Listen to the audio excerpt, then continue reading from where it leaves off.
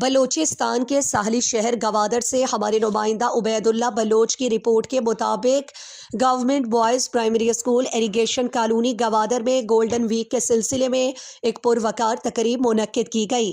تقریب کے مہمان خاص deputy district education officer Gwadar Hasan ul Islam تھے۔ اس موقع پر government boys high school Gotri بازار کے head master Abdul Wahid Hamdard, government boys middle school Sohrabi ward Gwadar کے ہیڈ ماسٹر طاہر مجید، معروف صحافی بشیر قاسم اور شیخ عبدالحمید نے خطاب کیا۔ تقریب میں استاد طارق محمود سمیت دیگر اساتذہ بھی موجود تھے، جبکہ اسٹیٹ سیکرٹری کے فرائض بشیر داؤد نے انجام دیے۔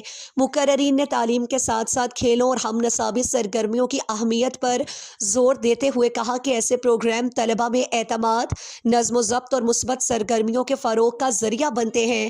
تقریب کے اختتام پر مختلف کھیلوں میں نمایاں کارکردگی کا مظاہرہ کرنے والے طلبہ میں انعامات تقسیم کیے گئے، جس پر شرکاء نے اسکول انتظامیہ کی کاوشوں کو سراہا۔